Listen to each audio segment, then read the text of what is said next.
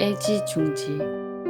오늘의 이야기는 평범한 가정의 아버지였던 남자가 범죄자가 된 이유를 알아보려고 합니다. 37세의 드라슈스 캐디스는 전처 스탄쿠나 이테와 4년의 결혼 생활 끝에 이혼을 한 상황이었고, 전처가 딸의 양육에 소홀하자 딸을 데려와 자신이 직접 키우고 있었습니다. 캐디스에게 딸 테임한테는 이 세상 무엇과도 바꿀 수 없는 소중한 보물이었습니다. 그런 어린 딸은 일주일에 한 번 엄마를 만나러 가곤 했습니다. 그러던 어느 날 캐디스는 딸에게서 이상한 얘기를 듣게 됩니다. 딸은 자신이 어떤 남자들로부터 성폭행을 당했다고 말하며 그들이 자신에게 저지른 행동을 구체적으로 묘사했습니다. 딸이 엄마와 지내는 동안 이모와 함께 자신을 어디론가 데려갔다고 말했습니다. 그곳에는 낯선 남자들이 있었고 자신을 아프게 했으며 엄마와 이모가 남자들에게 돈을 받았다는 것. 딸의 얘기가 진실인지 판단하기 위해 딸과의 대화를 녹화해 아동 심리학자들에게 보여줬는데 10명의 전문가들 모두 딸이 성폭행 당한 것이 분명하다는 소견을 밝혔습니다. 캐디스는 전처가 딸에게 성매매를 시켰는지 한 번 더 확인하기 위해 친구를 전처에게 일부러 접근시켰습니다. 얼마 후 전처가 친구에게 딸을 성매매 시키는 장면을 눈으로 직접 확인하게 되었고, 분노에 찬 캐디스가 곧장 아동 성매매 혐의로 경찰에 신고했습니다.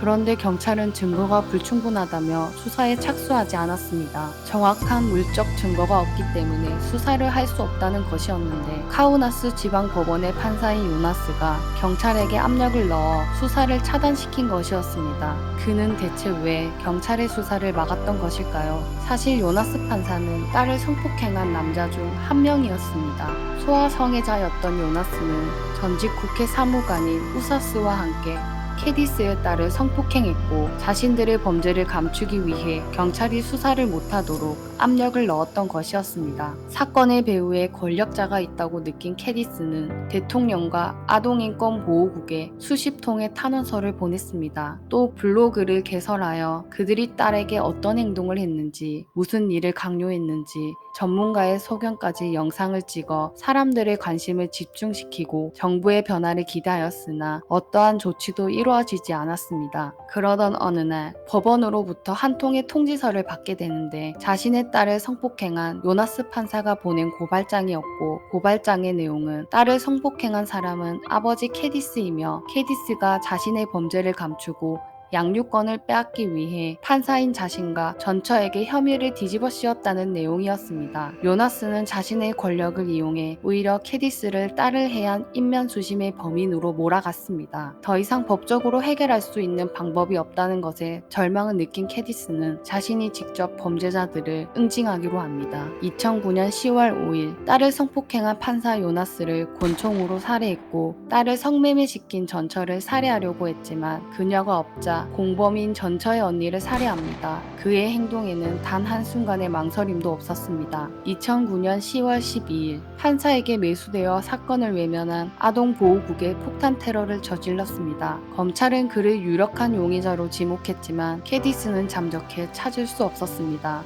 사건 발생 6개월 후인 2010년 4월 28일 카우나스 주 인근의 호수에서 캐디스가 시신으로 발견되었습니다. 당시 그의 얼굴과 몸엔 구타의 흔적이 있었고, 시신 옆에는 실탄 사용이 가능한 개조된 가스총이 있었습니다. 하지만 검찰은 캐디스의 사망 원인을 지식사로 발표했고 타살의 흔적은 없다고 주장했습니다. 캐디스의 가족들은 타살 가능성이 있다고 의문을 제기했으나 검찰은 이를 묵살했습니다. 2010년 6월 성폭력 가담 의혹을 받았던 우사스가 늪에서 익사한 채로 발견되었습니다. 리투아니아인들은 수사를 제대로 진행하지 않은 검찰과 경찰을 비난하며 규탄 시위를 벌였고, 딸을 지켜주기 위해 끝까지 싸운 캐디스를 용감한 아버지라 부르며 부패한 정부에 맞선 리투아니아의 영웅으로 추앙하였습니다. 캐디스의 장례식에는 2만 5천여 명의 추모객들이 몰려들어 죽음을 애도했으며, 추모객들은 무책임한 정부를 비난하며 수사를 촉구했습니다. 여론이 나빠지자 검찰은 수사에 착수했습니다. 그러나 3년 후인 2013년 캐디스의 전처와 성폭행범으로 지목된 판사와 국회 사무관은 모두 무죄를 선고받았습니다. 결국 딸의 양육권은 캐디스의 전처에게 돌아가게 되었고, 이에 대해 사건의 진실을 제대로 밝혀달라며 리투아니아인들은 현재까지도 항의 집회를 열고 있습니다. 하지만 사건의 진실은 밝혀지지 않고 있습니다.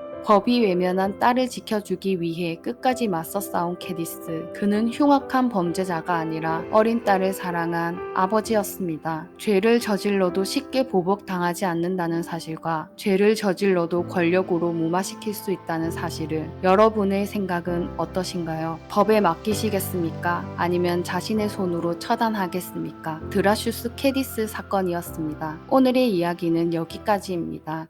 시청해 주셔서 감사합니다.